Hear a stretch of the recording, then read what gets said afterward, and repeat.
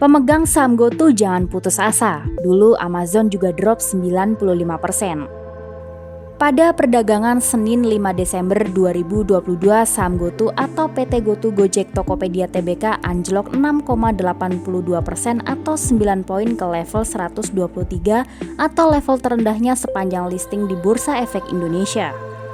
Analis MNC Sekuritas Andrew Susilo menyarankan investor untuk mencermati teknikal saham GoTo terutama jika sudah memasuki fase jenuh jual atau oversold. Apa yang terjadi saat ini pada saham GoTo di Bursa Efek Indonesia serupa dengan yang pernah dialami oleh saham Amazon di Amerika Serikat pada tahun 1990-an. Amazon memiliki sejarah harga saham yang mengesankan, mungkin salah satu yang terbesar selama 2 dekade terakhir.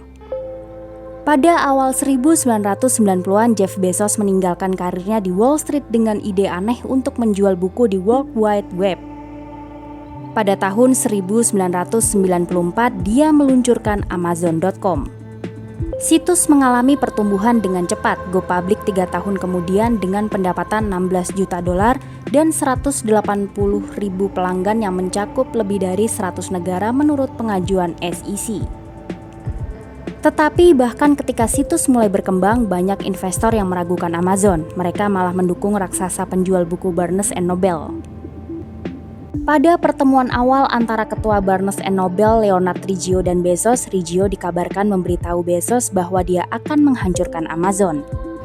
Tetapi bagi mereka yang mengambil kesempatan dan membeli saham Amazon pada penawaran umum perdana, investasi mereka telah mengembalikan tingkat pertumbuhan tahunan gabungan sebesar 38% sejak IPO mengungguli S&P 500 yang memiliki total pengembalian 10% per tahun selama periode yang sama. Rintangan besar berikutnya bagi Amazon adalah gelembung.com. Pada akhir 1990-an, perusahaan .com menjadi populer di Wall Street. Pertumbuhan pelanggan Amazon dan penggalangan dana modal yang cerdas digabungkan untuk membantunya memperluas penawarannya dengan cepat. Buku segera menjadi salah satu bagian dari pengecer online ekspansif yang menghubungkan pelanggan dengan segala sesuatu mulai dari alat listrik hingga kartu Pokemon. Valuasi perusahaan melonjak mencapai lebih dari 50 kali nilai IPO pada Desember 1999. Tapi saat Nasdaq memuncak tak lama kemudian pada 10 Maret 2000 di 5.132,52 dan gelembung itu meledak menurunkan komposit menjadi hampir 1.100 pada Oktober 2002. Saat kehancuran terjadi, perusahaan .com mulai melipat ke kiri dan ke kanan. GeoCities, Webvan, dan Boo.com tiba-tiba hilang. Startup panas seperti Pets.com dan Cosmo yang telah diinvestasikan oleh Amazon dengan sendirinya hancur.